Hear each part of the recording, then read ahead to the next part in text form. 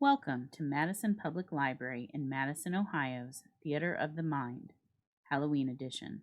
Tonight we have the first of a five-night story, The Legend of Sleepy Hollow by Washington Irving. To hear more stories, like this video and subscribe to our YouTube channel. The Legend of Sleepy Hollow, found among the papers of the late Dietrich Knickerbocker. A pleasing land of drowsy head it was, of dreams that wave before the half-shut eye, and of gay castles in the clouds that pass, forever flushing round a summer sky. Castle of Indolence. In the bosom of one of those spacious coves which indent the eastern shore of the Hudson, at that broad expansion of the river dominated by the ancient Dutch navigators, the Tappan Zee, and where they always prudently shortened sail, and implored the protection of St. Nicholas when they crossed, there lies a small market town or rural port, which by some is called Greensburg, but which is more generally and properly known by the name of Tarrytown. This name was given, we are told, in former days, by the good housewives of the adjacent country, from the inveterate propensity of their husbands to linger around the village tavern on market days. Be that as it may, I do not vouch for the fact, but merely advert to it, for the sake of being precise and authentic. Not far from this village, perhaps around 2 miles, there is a little valley, or rather lap of land among high hills, which is one of the quietest places in the whole world. A small brook glides through it, with just murmur enough to lull one to repose, and the occasional whistle of a quail or tapping of a woodpecker is almost the only sound that ever breaks in upon the uniform tranquillity. I recollect that when a stripling, my first exploit in squirrel shooting was in a grove of tall walnut trees that shades one side of the valley. I had wandered into it at noontime when all nature is peculiarly quiet, and was startled by the roar of my own gun as it broke the Sabbath stillness around, and was prolonged and reverberated by the angry echoes. If ever I should wish for a retreat whither I might steal from the world and its distractions, and dream quietly away the remnant of a troubled life, I know of none more promising than this little valley. From the listless repose of the place and the peculiar character of its inhabitants, who are descendants from the original Dutch settlers, this sequestered glen has long been known by the name of Sleepy Hollow, and its rustic lads are called the Sleepy Hollow Boys throughout all the neighboring country. A drowsy, dreamy influence seems to hang over the land and to pervade the very atmosphere. Some say that the place was bewitched by a high German doctor during the early days of the settlement. Others, that an old Indian chief, the prophet or wizard of his tribe, held his powwows there before the country was discovered by Master Hendrik Hudson. Certain it is, the place still continues under the sway of some witching power that holds a spell over the minds of the good people, causing them to walk in a continual reverie. They are given to all kinds of marvelous beliefs, are subject to trances and visions, and frequently see strange sights and hear music and voices in the air. The whole neighborhood abounds with local tales, haunted spots, and twilight superstitions. Stars shoot and meteors glare oftener across the valley than in any other part of the country, and the nightmare, with her whole ninefold, seems to make it the favorite scene of her gambols. The dominant spirit, however, that haunts this enchanted region and seems to be commander-in-chief of all the powers of the air is the apparition of a figure on horseback without a head.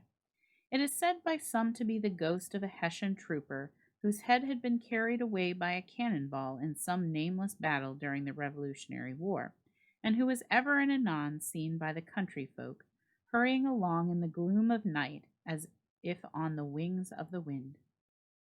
His haunts are not confined to the valley, but extend at times to the adjacent roads, and especially to the vicinity of a church at no great distance. Indeed, certain of the most authentic historians of these parts, who have been careful in collecting and collating the floating facts concerning this spectre, allege that the body of the trooper having been buried in the churchyard, the ghost rides forth to the scene of battle in nightly quest of his head. and that the rushing speed with which he sometimes passes along the hollow like a midnight blast is owing to his being belated and in a hurry to get back to the churchyard before daybreak. Such is the general purport of this legendary superstition, which has furnished materials for many a wild story in that region of shadows. The spectre is known at all country firesides by the name of the Headless Horseman of Sleepy Hollow. It is remarkable that the visionary propensity I have mentioned is not confined to the native inhabitants of the valley, but is unconsciously imbibed by every one who resides there for a time. However wide awake they may have been before they entered that sleepy region, they are sure in a little time to inhale the witching influence of the air and begin to grow imaginative, to dream dreams and see apparitions. I mention this peaceful place with all possible laud, for it is in such little retired Dutch valleys, found here and there embosomed in the great state of New York, that population, manners, and customs remain fixed, while the great torrent of migration and improvement, which is making such incessant changes in other parts of this restless country, sweep by them unobserved. They are like those little nooks of still water which border a rapid stream, where we may see the straw and bubble riding quietly at anchor, or slowly revolving in their mimic harbor undisturbed by the rush of the passing current. Though many years have elapsed since I trod the drowsy shades of Sleepy Hollow, yet I question whether I should not still find the same trees and the same families vegetating in its sheltered bosom. In this by place of nature there abode, in a remote period of American history, that is to say, some 30 years since, a worthy wight of the name of Ichabod Crane, who sojourned, or as he expressed it, tarried, in Sleepy Hollow, for the purpose of instructing the children of the vicinity. He was a native of Connecticut, a state which supplies the Union with pioneers for the mind as well as for the forest, and sends forth yearly its legions of frontier woodsmen and country schoolmasters. The cognomen of Crane was not implacable to this person. He was tall, but exceedingly lank, with narrow shoulders, long arms and legs, hands that dangled a mile out of his sleeves, feet that might have served for shovels, and his whole frame most loosely hung together.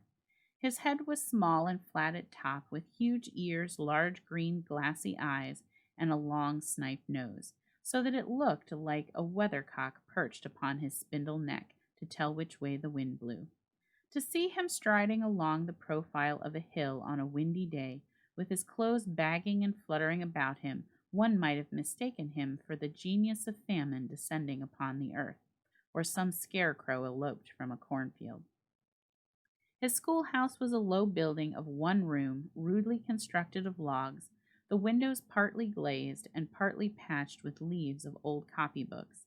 It was most ingeniously secured at vacant hours by a withe twisted in the handle of the door and stakes set against the window shutters, so that though a thief might get in with perfect ease, he would find some embarrassment in getting out, an idea most probably borrowed by the architect Jos van Houten from the mystery of an eel pot. The schoolhouse stood in a rather lonely but pleasant situation, just at the foot of a woody hill with a brook running close by, and a formidable birch tree growing at one end of it.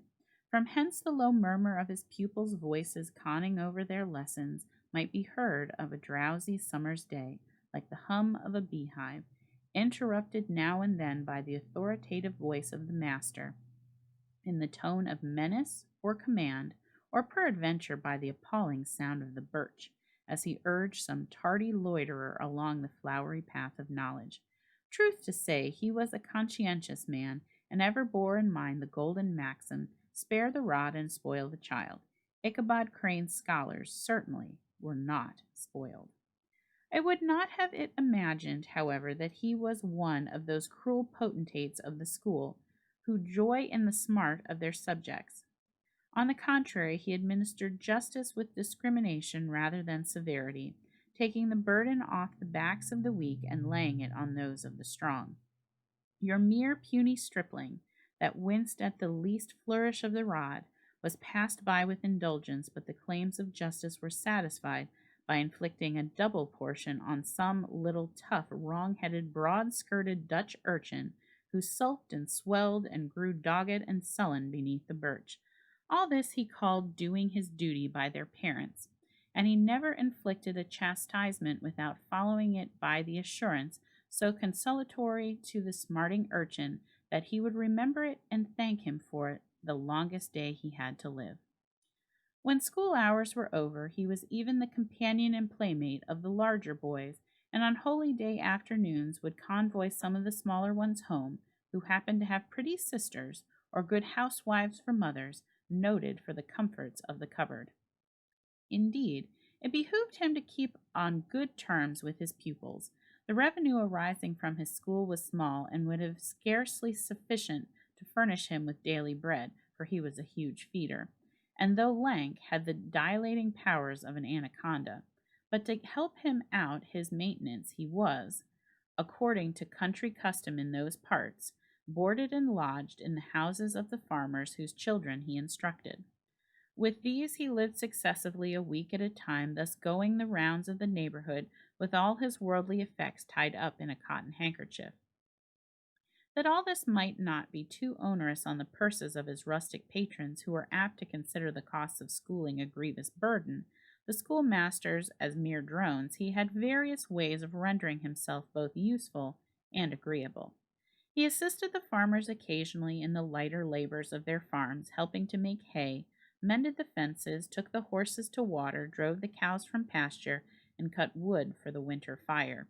He laid aside, too, all the dominant dignity and absolute sway with which he lorded it in his little empire, the school, and became wonderfully gentle and ingratiating. He found favor in the eyes of the mothers by petting the children, particularly the youngest, and like the lion bold, which whilom some magnanimous the lamb did hold, he would sit with a child on one knee and rock a cradle with his foot for whole hours altogether.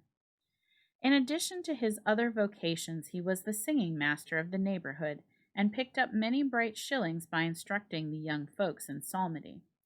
It was a matter of no little vanity to him on Sundays to take his station in front of the church gallery with a band of chosen singers, where in his own mind he completely carried away the psalm from the parson.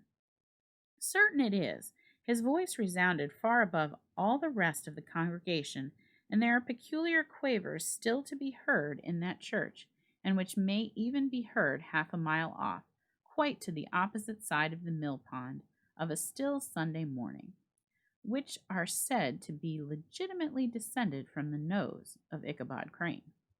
Thus, by divers little makeshifts, in that ingenious way which is commonly dominated by hook and by crook, the worthy pedagogue got on tolerably enough, and was thought, by all who understood nothing of the labor of headwork, to have a wonderfully easy life of it.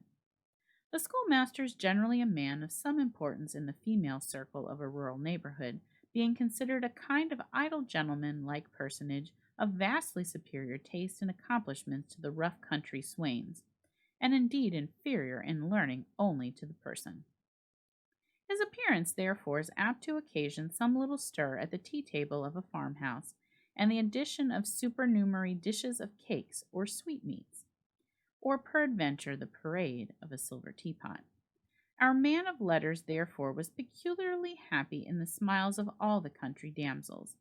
How could he figure among them in the churchyard, between services on Sundays, gathering grapes for them from the wild vines that overrun the surrounding trees, reciting for their amusement all the epitaphs on the tombstones, or sauntering, with a whole bevy of them, along the banks of the adjacent mill pond, while the more bashful country bumpkins hung sheepishly back, envying his superior elegance and address. From his half-itinerant life, also, he was kind of traveling gazette, carrying a whole budget of local gossip from house to house, so that his appearance was always greeted with satisfaction. He was, moreover, esteemed by the women as a man of great erudition, for he had read several books quite through, and was a perfect master of Cotton Mather's History of New England Witchcraft, in which, by the way, he most firmly and potently believed. And this ends the first part of The Legend of Sleepy Hollow by Washington Irving. Don't forget to like this video and subscribe to our YouTube channel for the next part of the story. Also, follow us on Facebook, Twitter, Instagram, and Pinterest.